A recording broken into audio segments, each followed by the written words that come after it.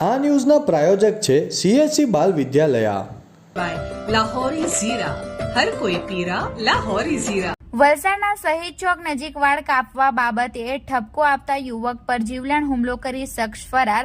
ઈજાગ્રસ્તને civil હોસ્પિટલમાં સારવાર હેઠળ ખસેડાયો. તારીખ 9 મે ગુરુવારના રોજ સાંજે 7 કલાકના અરસામાં બનેલી ઘટનાની આજ રોજ 1:30 કલાકે મળતી માહિતી મુજબ વલસાડ શહેર નજીક આવેલા ખડકી ભાગડા વિસ્તારમાં રહેતા 44 વર્ષીય નિઝામુદ્દીન ગુલામ શેખ તેમના પરિવાર સાથે રહે છે.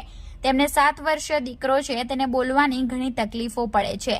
સ્થાનિક યુવકો બાળકની તકલીફ જાણતા હોવા છતાં બાળકને કોઈક ને કોઈક રીતે છેડતી કરતા રહે છે. સ્થાનિક યુવકોએ 9 મેની સાંજે 7 વર્ષીય કિશોર રમી રહ્યો હતો તેને પકડી નજીકમાં આવેલી વાણંદની દુકાનમાં લઈ ગયા હતા અને સ્થાનિક યુવકે જબરજસ્તી 7 વર્ષના કિશોરના વાળ કાપી નાખ્યા હતા. કિશોરના વાળ કાપેલા જોઈ કિશોરના પિતા નિઝામુદ્દીનને વાણંદની દુકાને જઈ કોણે દીકરાના વાળ કાપ્યા બાબતે પૂછતા કોઈ કઈ જવાબ આપતા ન હતા. 7 વર્ષીય બાળકને પૂછતા તેના વાળ જહાંગીર નામના યુવક તરફ ઇશારો કરી તેણે વાળ કાપ્યા હોવાનું જણાવ્યું હતું, જેથી નિઝામુદ્દીને જહાંગીરને તેના દીકરાના વાળ કાપવા બાબતે ઠપકો આપ્યો હતો. આજુબાજુમાં સ્થાનિક લોકો ભેગા થઈ જતા જહાંગીર ત્યાંથી જતો રહ્યો હતો.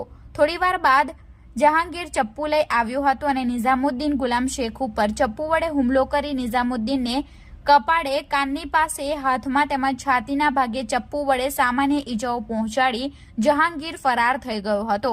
સ્થાનિક લોકોએ ખાનગી વાહનમાં નિઝામુદ્દીનને વલસાડ સિવિલ હોસ્પિટલમાં સારવાર માટે ખસેડ્યો હતો. ઘટના અંગે વલસાડ સિટી પોલીસની ટીમે ઘટનાની જાણ થતાં જ સિટી પોલીસે નિઝામુદ્દીન શેખની ફરિયાદ નોંધી આગળની તપાસ હાથ ધરી છે.